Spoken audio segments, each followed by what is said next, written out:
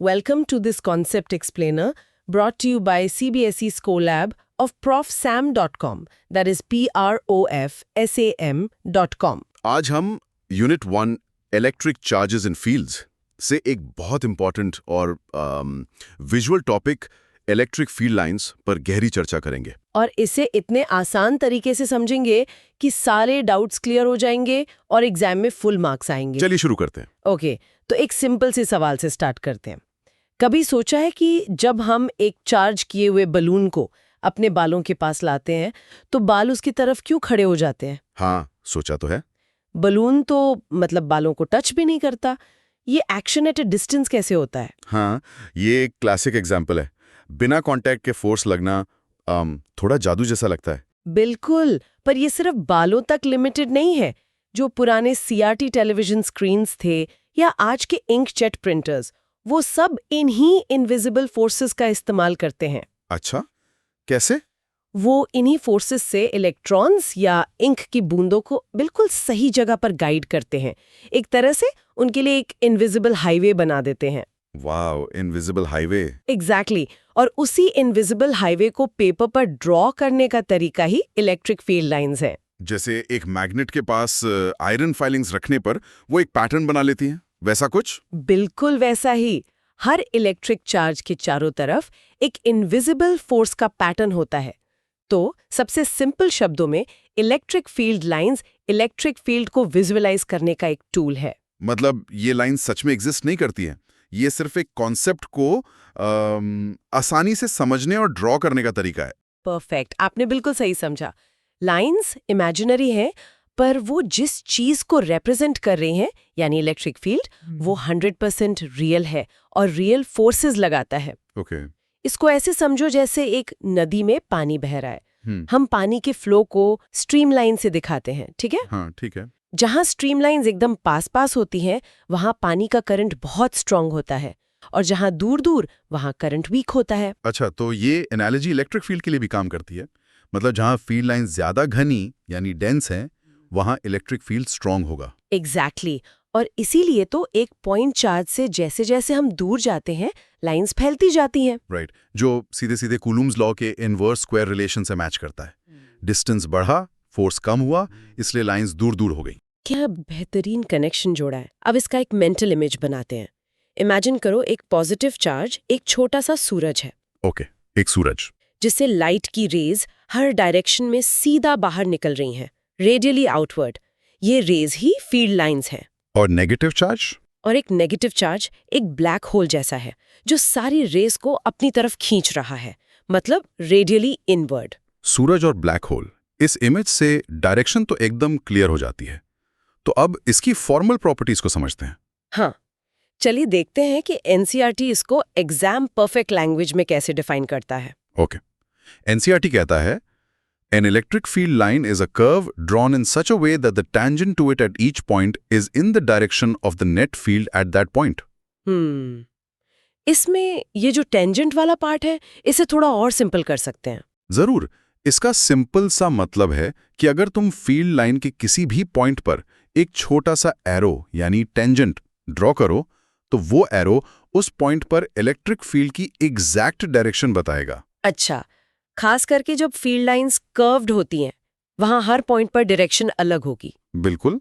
अब इसकी most important properties step by step देखते हैं, जो एग्जाम्स में लिखनी है। ठीक है। पहली प्रॉपर्टी, फील्ड लाइंस हमेशा पॉजिटिव चार्ज से स्टार्ट होती हैं और नेगेटिव चार्ज पर एंड होती हैं। मतलब प्लस से निकलकर माइनस में जाती हैं। हाँ, और अगर सिर्फ एक पॉजिटिव चार्ज है तो लाइंस उससे निकलकर इन्फिनिटी तक जाती हैं, और अगर सिर्फ एक नेगेटिव चार्ज है तो लाइंस इन्फिनिटी से आकर उस पर एंड होती हैं। एक मिनट, आपने कहा पॉजिटिव से स्टार्ट, नेगेटिव पर एंड, लेकिन हमने कंडक्टर्स के बारे में पढ़ा है कि उनके अंदर इलेक्ट्रिक फील्ड 0 होता है। हाँ, 0 होता है। तो अगर एक फील्ड लाइन एक हॉलो कंडक्टर तक पहुंचे, तो क्या वो उसके अंदर से गुजरेगी या रुक जाएगी? बहुत अच्छा सवाल है। फील्ड लाइंस कभी भी कंडक्टर के अंदर एंटर नहीं करती। वो कंडक्टर के सरफेस पर आकर परपेंडिकुलरली रुक जाती हैं और दूसरी तरफ से परपेंडिकुलरली ही निकल जाती हैं अगर कंडक्टर के पार फील्ड है तो। ऐसा इसलिए क्योंकि अंदर तो फील्ड 0 है। समझ गए। तो सरफेस पर आके एंड हो जाएंगी और सरफेस से ही ओरिजिनेट होंगी, लेकिन हमेशा 90 डिग्री पर। यस ये एक इम्पॉर्टेंट एग्जाम पॉइंट है। यस। अब दूसरी प्रॉपर्टी? दूसरी प्रॉपर्टी वही है जो हमने अभी डिस्कस की। जहां लाइंस की डेंसिटी ज्यादा यानी लाइंस पास पास है वहां इलेक्ट्रिक फील्ड स्ट्रांग होता है, और जहां दूर दूर वहां field weak. Right. Density equal strength, simple. तीसरी और सबसे इम्पॉर्टेंट प्रॉपर्टी, दो फील्ड लाइंस कभी भी एक दूसरे को क्रॉस या इंटरसेक्ट नहीं कर सकती। ये बोर्ड एग्जाम्स में वाई क्वेश्चन बनकर बहुत बार आता है। ओह हाँ, मुझे याद है। एक बार प्री बोर्ड्स में मैंने गलती से एक डाइपोल का डायग्राम बनाते वक्त दो लाइंस को क्रॉस कर दिया था। और मार्क्स गए होंगे। पूरे 3 मार्क्स गए थे उस एक डायग्राम के। ये नो क्रॉसिंग रूल सच में बहुत क्रिटिकल है। तो इसके पीछे का फिजिक्स का रीजन क्या है? रीजन सिंपल है। हमने डेफिनेशन में क्या सीखा कि किसी भी पॉइंट पर टैंजेंट फील्ड की डायरेक्शन बताता है। हाँ। अगर दो लाइंस एक पॉइंट पर क्रॉस करेंगी तो उस एक इंटरसेक्शन पॉइंट पर हम दो टैंजेंट्स ड्रॉ कर सकते हैं। अच्छा। इसका मतलब होगा कि उस एक पॉइंट पर नेट इलेक्ट्रिक फील्ड की दो अलग अलग डायरेक्शंस हैं, जो फिजिकली इम्पॉसिबल है। एक पॉइंट पर नेट फोर्स की एक ही डायरेक्शन हो सकती है। 1 पॉइंट, 1 नेट फोर्स, 1 डायरेक्शन, इसलिए नो क्रॉसिंग। बिल्कुल साफ है अब। होप यहाँ तक सब क्लियर है। This concept explainer is from profsam.com, that is profsam.com। चलिए आखिरी प्रॉपर्टी पर आते हैं। चौथी प्रॉपर्टी है कि इलेक्ट्रोस्टैटिक फील्ड लाइंस कभी भी क्लोज्ड लूप्स नहीं बनाती। ये मैग्नेटिक फील्ड लाइन से एक बड़ा डिफरेंस है। मैग्नेटिक फील्ड लाइंस तो हमेशा क्लोज्ड लूप्स बनाती हैं, नॉर्थ से साउथ और फिर अंदर साउथ से north. Exactly. Electric field lines ऐसा नहीं करती। इसका रीजन है कि इलेक्ट्रिक फील्ड कंजर्वेटिव नेचर का होता है। ये कंजर्वेटिव नेचर वर्ड थोड़ा टेक्निकल लगता है। इसका आसान मतलब क्या है? इसका सिंपल मतलब है कि इलेक्ट्रिक फील्ड में एनर्जी वेस्ट नहीं होती।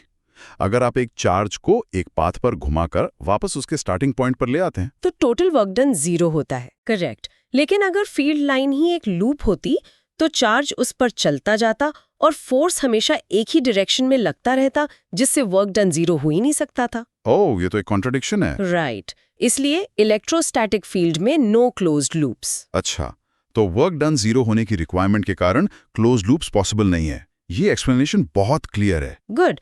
तो अब थोड़ा इनके पैटर्न्स को विजुअलाइज करते हैं। जैसे एक इलेक्ट्रिक डाइपोल यानी एक पॉजिटिव और एक नेगेटिव चार्ज पास पास रखे हों तो लाइंस कैसी दिखेंगी? एक डाइपोल में लाइंस पॉजिटिव चार्ज से निकलेंगी। हाँ, और एक सुंदर सा कर्व बनाते हुए नेगेटिव चार्ज में एंटर करती हैं। चार्जेस के बीच में लाइंस सबसे ज्यादा डेंस होती हैं, जो दिखाता है कि वहां फील्ड सबसे स्ट्रांग है। परफेक्ट। और अगर दोनों चार्जेस पॉजिटिव हों तो तब तो लाइंस एक दूसरे से रिपेल करेंगे ना? बिल्कुल। अगर दो पॉजिटिव चार्जेस हैं तो दोनों से लाइंस रेडियली आउटवर्ड निकलेंगी, पर बीच में आकर एक दूसरे से साइडवेज मुड़ जाएंगी, जैसे एक दूसरे को धक्का दे रही हों। और उनके ठीक बीच में एक ऐसा पॉइंट आएगा जहां कोई फील्ड लाइन नहीं होगी। उसे न्यूट्रल पॉइंट कहते हैं, राइट? हाँ, वहां दोनों चार्जेस का फील्ड एक दूसरे को कैंसिल कर देता है और नेट फील्ड 0 हो जाता है। ये सुनने में तो काफी सीधा लगता है, लेकिन इसमें ऐसी कौन सी बात है जहां स्टूडेंट्स सबसे ज्यादा फंस जाते हैं एग्जाम्स में? कॉमन गलतियां क्या हैं? सबसे बड़ी गलती, मिसकंसेप्शन नंबर 1, स्टूडेंट्स सोचते हैं कि फील्ड लाइंस वो रियल पाथ हैं जिन पर कोई चार्ज पार्टिकल चलेगा। ये बिल्कुल गलत है। ओह, तो अगर पार्टिकल का पाथ फील्ड लाइन नहीं है तो वो क्या है? वो किधर जाएगा? पार्टिकल का एक्चुअल पाथ उसकी इनिशियल वेलोसिटी और एक्सेलरेशन पर डिपेंड करेगा। फील्ड लाइन सिर्फ उस पॉइंट पर फोर्स की डायरेक्शन बताती हैं। मतलब अगर लाइन कर्व्ड है? हाँ, अगर लाइन कर्व्ड है तो पार्टिकल टैंजेंट की डायरेक्शन में एक्सेलरेट होगा, पर अपने इनर्शिया की वजह से आगे निकल जाएगा।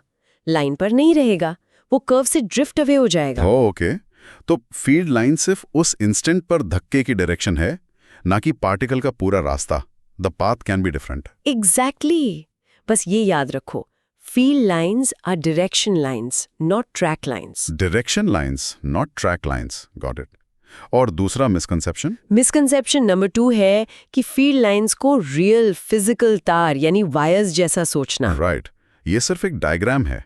असलियत में तो इलेक्ट्रिक फील्ड हर जगह है, कंटिन्यूअस है, सिर्फ वहां नहीं जहां हमने लाइंस ड्रॉ की हैं। बिल्कुल सही पकड़ा। Field is continuous, lines are discrete representations. अगर ये 2 मिसकंसेप्शंस दिमाग में क्लियर है तो काफी मार्क्स बच जाते हैं। अब इस पूरे टॉपिक को मेमोरी में लॉक करने का टाइम है। Let's hear the memory tricks. एक सिंपल सी लाइन याद रखो जो 2 सबसे इम्पॉर्टेंट प्रॉपर्टीज को कवर करती है।